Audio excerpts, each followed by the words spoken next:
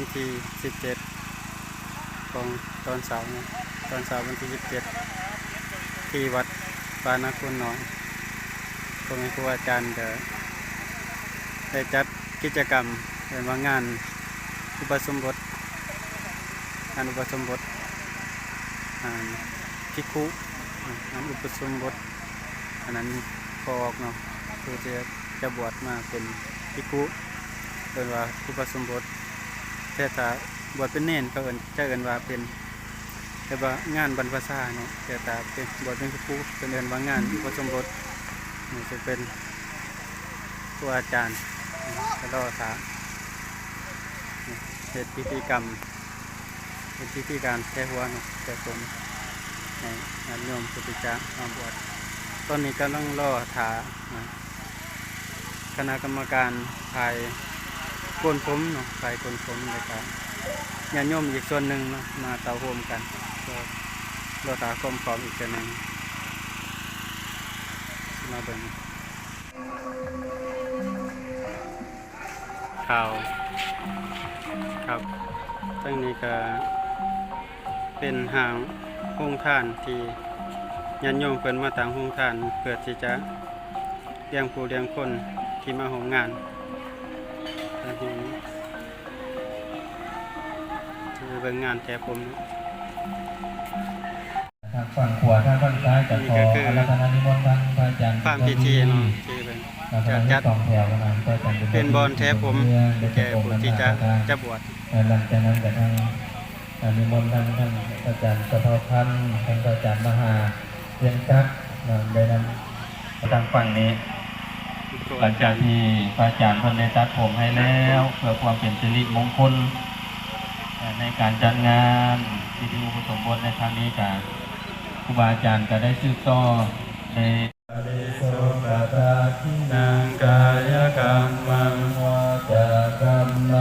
ตอนนี้ก็คณะครูบาอาจารย์ผู้เป็นเทระก็กำลังตัดผมเพื่อเป็นสิริมงคลให้แก่นาคหลังจากนั้นแล้วก็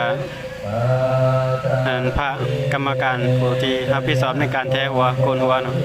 ก็จะได้เข้าไปแท้หัวตามลำดับไปเลย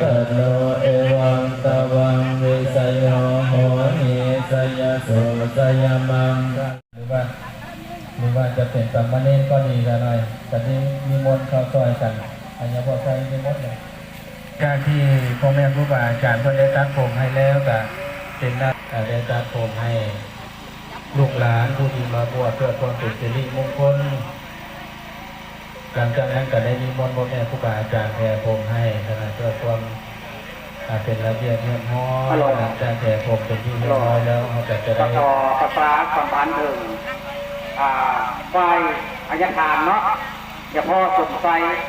อย่าพ่อเยือถ้าว่าได้ยินรุ่งโอยมาอันนั้นถึงเนาะครับต่อประสานสัมพันธ์ถึงออกคนญาติโยมผู้ที่มาร่วมทำวัดทำพามาเดินมาจะหันกับอาหารการกินเป็นข้าวเป็นน้ำให้เอาบ้างสุขภาพคือให้คงทานด้วยเพราะว่าอาหารออกคน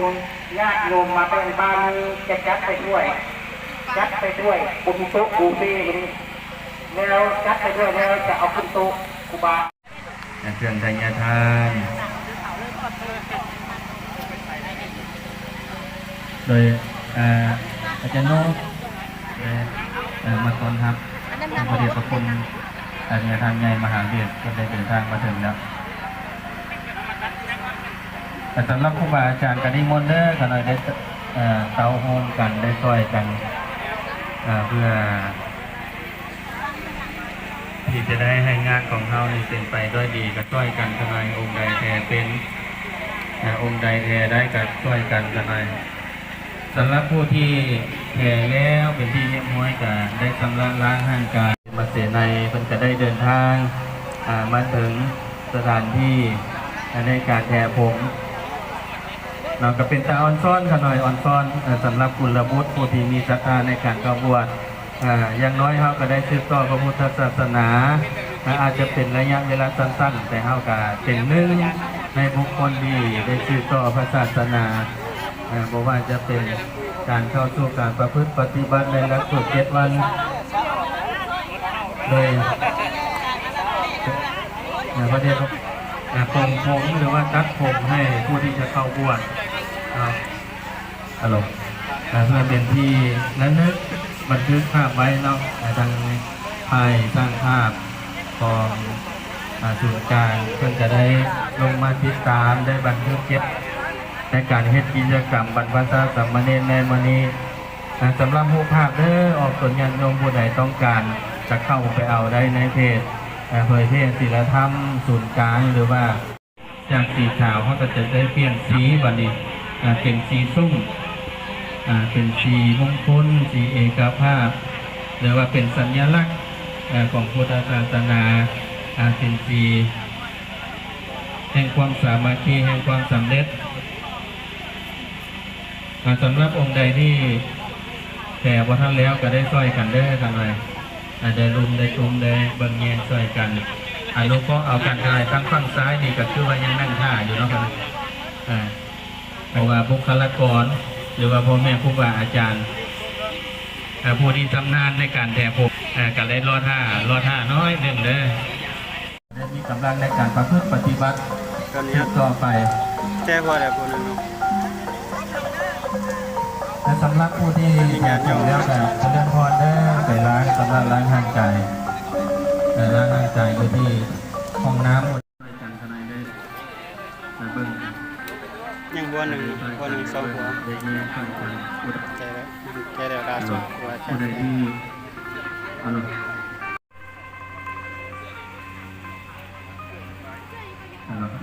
ต่อลดต่อย่างอ้อมผมมาเรียน เป็นอนุสรณ์หรือว่า น้ำหน้าประธานของ เป็นว่าอนุสาวรีย์หรือว่าอนุสรณ์ มหาวิทยาลัยเขตได้จะเป็นน้ำหน้าประธาน อาจารย์ใหญ่สาลี แห่อ้อมเจริญพรไวๆ จากแค่หัว นั่นเอง แล้วเลยก็มา สำหรับมูกกะหลังจากเราได้สมมติที่จะม้อยเอาไปถ่ายเนาะ มีทั้งหมด ก็เป็นการทักษะเวลาช่วยกัน 50กว่าทานที่มาบวช ตอนนี้เวลาของเขากะได้ช้าลงหลาย มีเกี่ยม เอา ใจ การ แห่ ทักษะเวลาช่วยกันแน่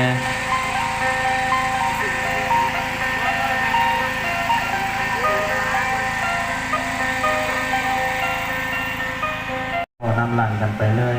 จะได้แห่ขึ้นไปสู่ทางศาลาหนึ่งจะเข้าสู่พิธีในการบาชีทุกวันนะตอนนี้ตอนนี้การพ่อแม่ครูบาอาจารย์ที่ได้มีมนต์มาจากทั้งเสียงการก็จะได้เดินทางมาร่วม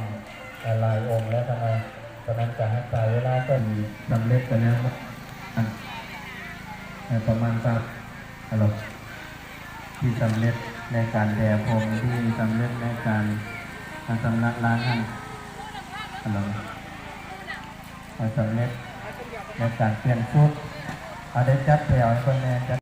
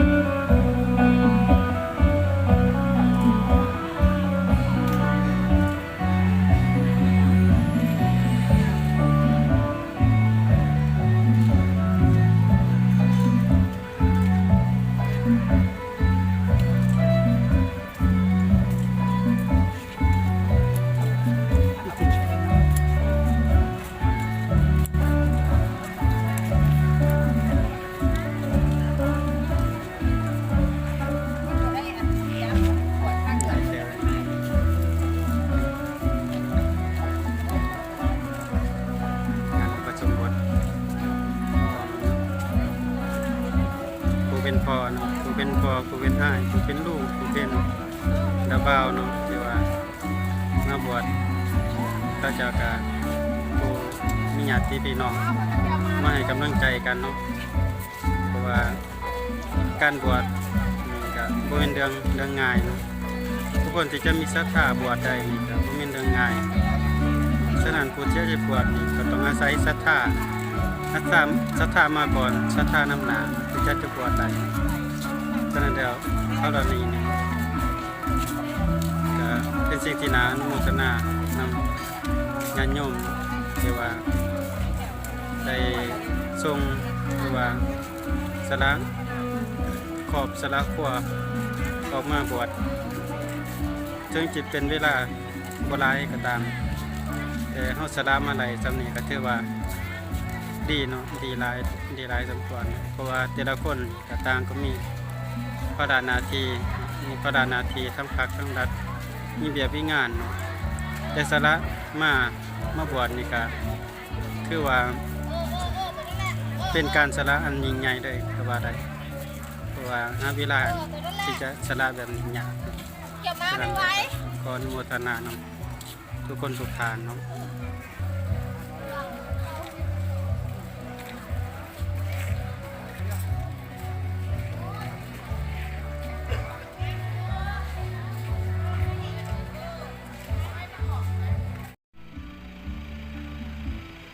เป็นห้องน้ำกันเนาะห้องน้ำใหญ่ขนาดที่เป็นตัวไรห้องเป็น100 กว่าห้องมาจาก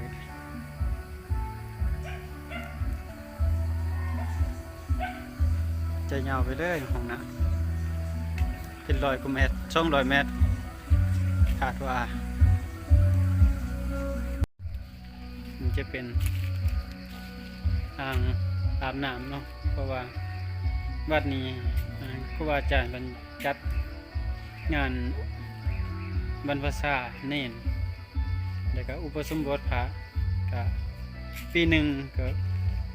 หลายเถื่อนท่านนั้นก็เป็นโซนกุฏิเนาะคือว่ากุฏิเนาะเลยสิไปเบิ่งว่าโซนกุฏิคือว่าอย่าไกลกันเนาะจะบ่ได้ใช้งานหลายปีนะบุบเหล่านี้บ่ฮู้ว่าอยู่ไสแต่จริงแม่นอยู่นาคุณน้อยเนาะบุบกุฏิลักษณะแบบนี้เรียงใส่ลายมาก่อน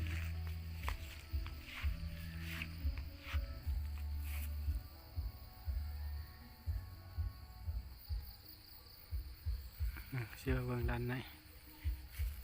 เป็นยังไง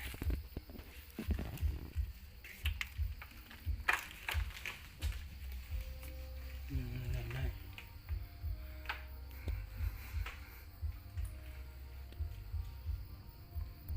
ก็บ่มีหยังเพราะว่าเป็นกุฏิวางกุฏิเปล่าโอ้กุฏิอันดูเถอะ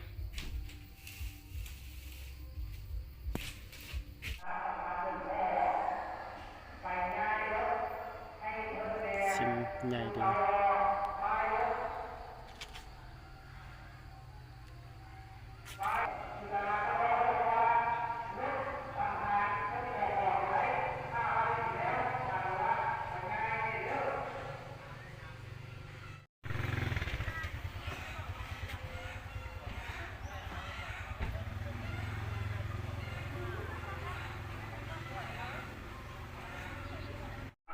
กำลังเกณฑ์อะไรนี่กำลังเกณฑ์จัด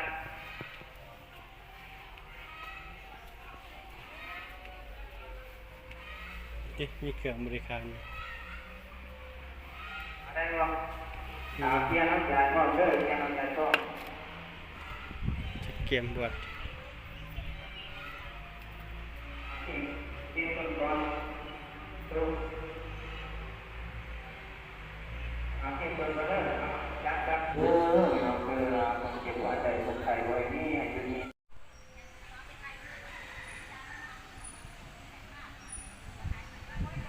คุณขาดจากอะไรประเมิน